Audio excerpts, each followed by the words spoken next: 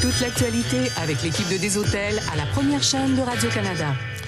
Ce sera 16h dans 10 minutes à Montréal. 11 personnes handicapées, membres du RAPLIC, le regroupement des activistes pour l'inclusion au Québec, ont déposé aujourd'hui une plainte devant la Commission des droits de la personne et des droits de la jeunesse pour protester contre l'inaccessibilité du transport en commun dans la métropole. En fait, il s'agit notamment du service du métro. Les pratiques, les services à la STM sont discriminatoires depuis des décennies, disent-elles dans leur plainte. Et pour faire le point sur la situation, Mme Laurence Parent, vice-présidente de ce regroupement des activistes pour l'inclusion au Québec. Bonjour, Mme Parent. Bonjour. Il y a à peu près un an, je crois, on s'était parlé tous les deux de la même chose. Est-ce qu'un an plus tard, rien ne s'est produit? Pratiquement rien, malheureusement. Effectivement, on s'est parlé pratiquement à la même date, il y a exactement un an. À cette époque-là, on était allé à l'hôtel de ville, alors que la STM présentait son budget. Et dans son budget, il n'y avait aucune mesure qui était mise en place pour rendre au moins une station, ne serait-ce qu'une station accessible.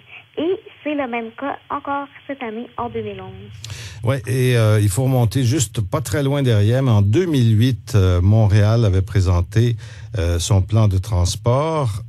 À l'époque, 2008, donc, on promettait 3 nouvelles stations de métro accessibles aux personnes handicapées chaque année au cours des 20 prochaines années, ce qui fait qu'à la fin, on a 68 stations à Montréal.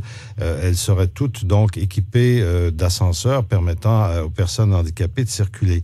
Or, depuis, c'est pas du tout à ce rythme-là qu'on fait les transformations et les adaptations.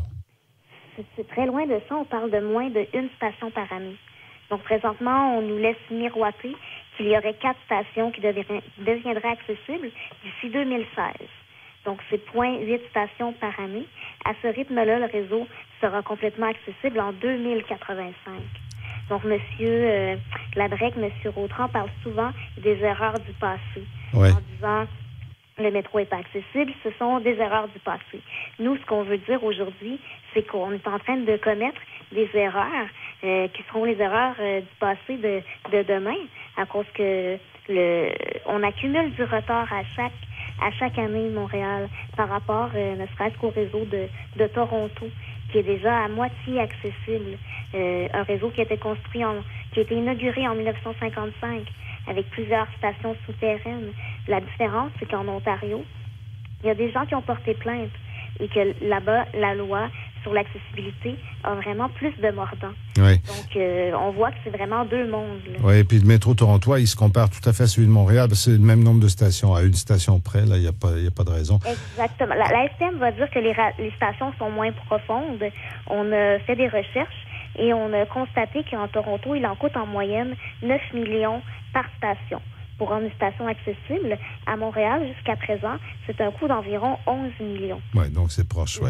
En ce moment, il y en a 8 stations, en fait 7,5, j'allais dire, qui sont équipées d'ascenseurs qui permettent d'aller de la rue au quai.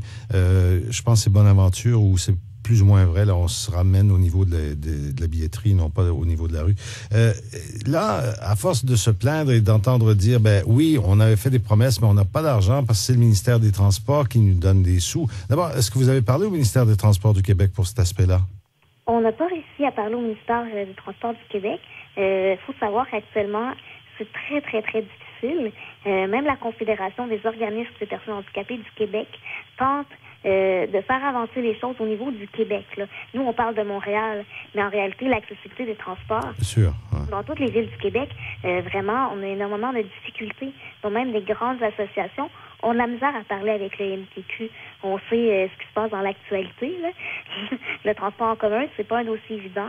L'accessibilité du transport en commun, c'est encore moins évident. Ouais. Donc, et c'est peut-être pour ça que vous avez décidé de prendre un autre chemin, parce que là, les 11 membres que j'évoquais tout à l'heure ont déposé une plainte, donc, mais c'est là où il y a peut-être quelque chose de différent, réclament une compensation de 20 000 $ par personne. Alors, quand on parle de sous, d'habitude, les gens n'entendent pas de la même façon. Mm-hmm. En fait, je vous dirais que c'est très symbolique. On parle du métro présentement, hein, mais on inclut aussi les autobus qui sont en principe accessibles, mais que les gens tentent de les prendre et les rampes ne fonctionnent pas. Donc, on a plein de membres qui ont dû passer le soir, qui ont été carrément abandonnés sur le trottoir, incapables de retourner à domicile ou de se rendre à destination. On parle aussi de discrimination au sein même du transport adapté, qui qui est loin d'être un paradis, là. Des gens qui... il y a une intrusion dans la vie privée des gens. On vous demande pourquoi est-ce que vous allez aller là. Est-ce que c'est pour le travail, les loisirs? Il n'y a aucune flexibilité dans l'horaire. Oui. Si vous travaillez ou finissez plus tard, vous appelez. Est-ce que je peux me rendre chez moi plus tard? Non, il n'en est pas question. Donc, oui, on parle d'une compensation financière pour en fait des actes de discrimination qui vraiment briment la liberté des gens de façon vraiment incroyable, là. Donc, on souhaite qu'avec ces plaintes-là, qui sont en fait les 11 premières, hein, parce qu'on invite les gens à nous contacter s'il y a des gens qui se reconnaissent et qui désirent porter plainte, de nous contacter. Oui. On croit vraiment que c'est un outil pour nous, pour faire avancer le dossier comme il se doit. Le calendrier, à votre avis, pour une décision de la Commission des droits de la personne, ce serait quoi? C'est difficile à dire. La première étape, habituellement, c'est la médiation. On ne croit pas que ça va se dérouler en médiation. On ne le sait pas. Si ça sera en enquête, ça peut prendre du temps. J'ai une collègue présentement que ça fait 2 ans qu'elle attend pour un dossier pour être traité. Donc, ça peut prendre du temps, mais vraiment, on n'a absolument rien à perdre. Ouais. Ce sera toujours plus vite qu'en 2089 pour l'ensemble du réseau avec l'ascenseur. Ouais. Exactement. Madame Laurence Parent, vice-présidente du regroupement des activistes pour l'inclusion au Québec. Merci beaucoup, madame. Merci. Au revoir.